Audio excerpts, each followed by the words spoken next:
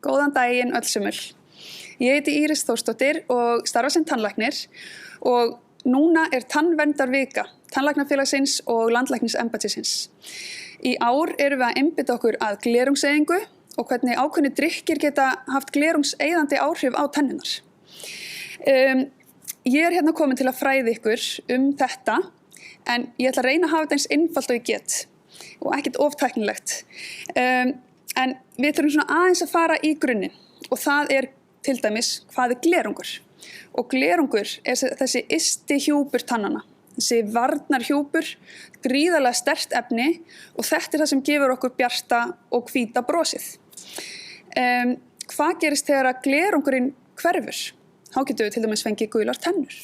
Svo erum við með munnvatn og munnvatni hjálpar okkur að hlutleysa sýrur sem koma í munnin. Það tekur munnvatnið það bil 30 mínútur að hlutleysa sýrur og þess vegna mælum við með alltaf ef við drekkum súra drykki að við skólum með vatni fyrst og bustum ekki í 30 mínútur. Það er ein gullna reglan sem við þurfum að muna.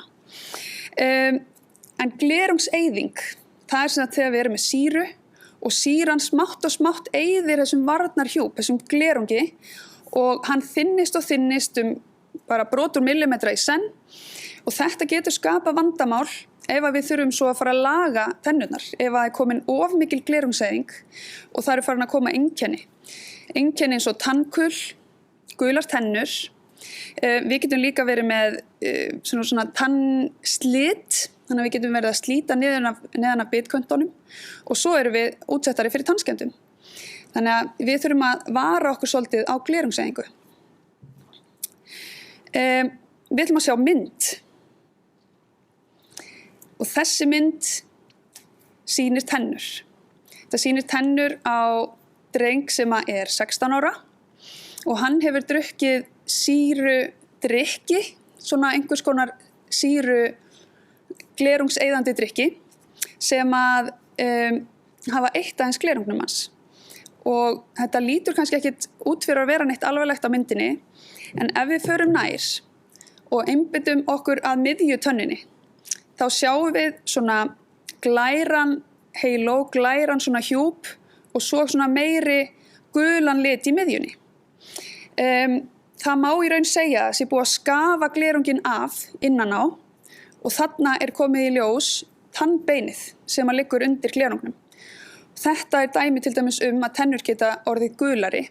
Vissulega er þetta innan á tönninni, en þessi einstaklingur er með mikið tannkul og það að hann sé svona ungur skapar svolítið mikið vandamál fyrir framtíðina.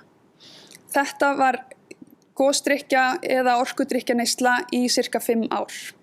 Þannig sjáu hvað þetta getur gerst hratt. Talandi það sem ég var að segja áðan, tannslit, að þá sjáum við þarna neðan á bitköntunum að vegna þess að þeir hafa þynnst aftan frá, að þá fer að brotna pínlítið upp úr bitköntunum. Og hérna sjáum við til dæmis pínu ójafna bitkanta, en við sjáum líka svona eins og meira gegnsæi.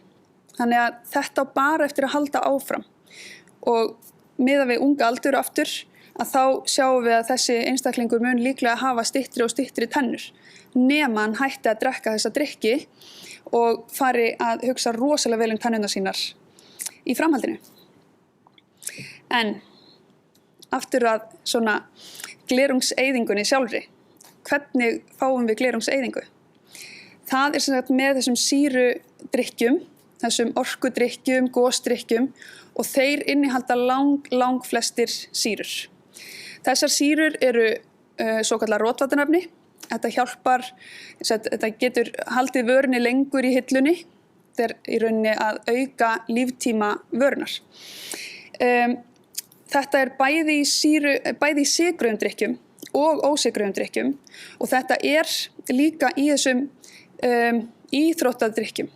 Þessum sem eru markasettir kannski heilsudrykkir með vítamínum, amínósýrum en þeir eru gríðarlega glerungseyðandi fyrir tennur.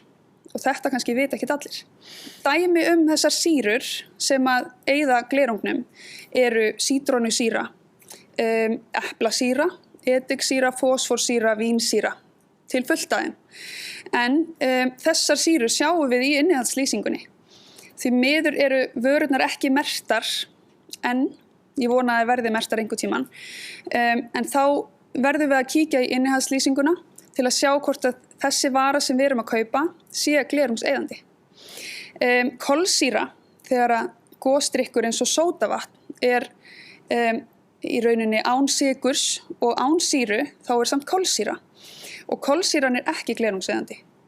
Þannig að við erum nokkuð safe að drekka sódavatn, þótt að sé með bragðefnum, að þá er það nokkuð hlutlaust fyrir tennurnar og munnvatnið okkar á mjög auðvelt með að hlutleysa ef að það verður eitthvað ójafnvægi á sýrustigi. En hvað er þá til ráða? Hvað getum við gert til þess að tennurnar okkar fái ekki glerungseyðingu? Fyrsta sem að ég myndi mæla með er að drekka vatn. Drekka nógu mikið vatn og helst í öll mál. Það er gott að drekka vatn ört yfir daginn með máltíðum og svo framvegis. Ef við viljum fá smá fút í þetta, þá getum við fært okkur yfir í sódavatn. Pössum bara að ef við lesum á innihaldslýsinguna sé ekki sykur eða sýra í drykknum.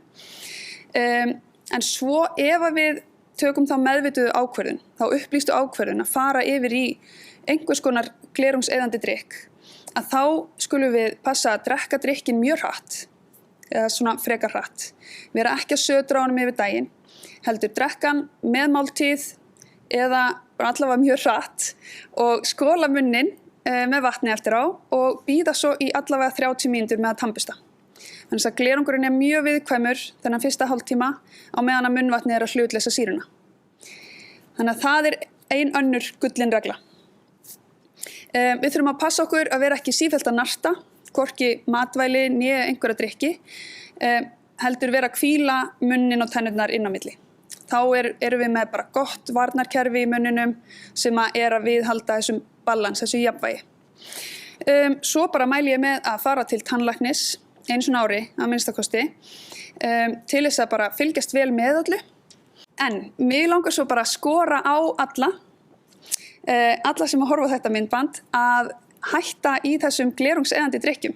Í eina viku, tannverndarvikuna, sleppa þessum drykkjum, sleppa koffíni, sleppa sýru, færa okkur yfir í þetta tannvæna, þetta tannverndandi drykki og þannig getum við vonandi öll haldið okkar tannheilsu frábæri með fallegt hvítt bros út lífið.